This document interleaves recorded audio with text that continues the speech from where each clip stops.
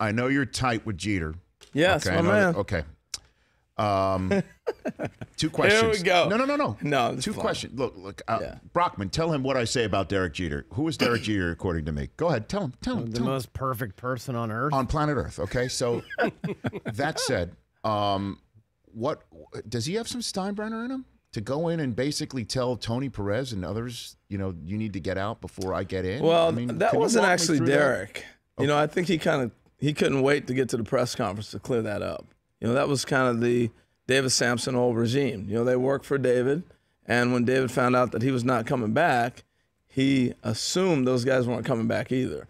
So Derek will find a spot for them somewhere. He will. You think that? Because I think the one thing Derek learned with the Yankees, how many you go around the Yankee camp, how many old Yankees do you see? Of course. They never get rid of the Yankees. Mm-hmm. And I think he'll try to build that same tradition.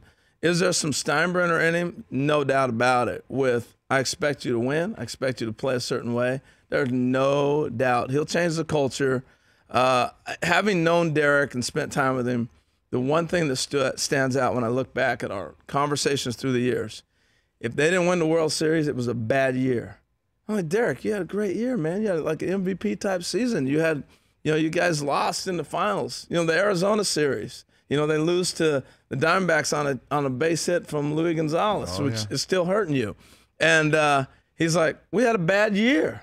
And that was his mindset. So to sprinkle that, and if you can build that in an organization, that's pretty powerful. And that leads to my other question, because you know who that sounds like to me, and I know he's got that in him. He's got Jordan in him, okay? He's like Michael Jordan in baseball cleats, okay? So that said, do you think he will set foot in Yankee Stadium again?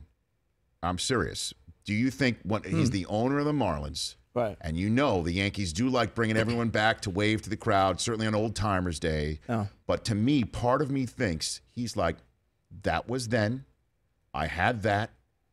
They'll never take that away from me. But this is my business now. This is my life now. And I can't tell the Marlins, this is the way we're doing it here, and then show up in pinstripes to wave to everyone. Well, he's going to have to wave to everyone when he goes into Cooperstown as a Yankee. So that's going to be there. But what about Yankee Stadium and that sort of thing? That's a great question. I don't see that in Derek's personality to go, hey, I'm Derek Jeter, I'm back. You'll never see that. But if there is a moment that he has to come back for, he will. There's no doubt. He understands his place and his place with Yankee history. He'll never forget that. I think he's trying to build his legacy in Miami as a businessman, but he'll never forget. He's a Yankee. He knows that. He knows his responsibility that brings. He was also the captain, so it's a little bit different. He's come back, though, like when Mariano and all the other guys, he's come back. I know, but that was before he was the Marlins owner, okay? And he's I still think he'll come back. But I just was wondering. But I get you. It's a great point. Because growing up, I always okay, there was Whitey Ford, there was Yogi Berra. I don't see that. Oh, you won't see Derek in an old-timer game. that won't happen. For more Rich Eisen Show, tune to Audience Channel 239 on DirecTV or download the Rich Eisen Show app.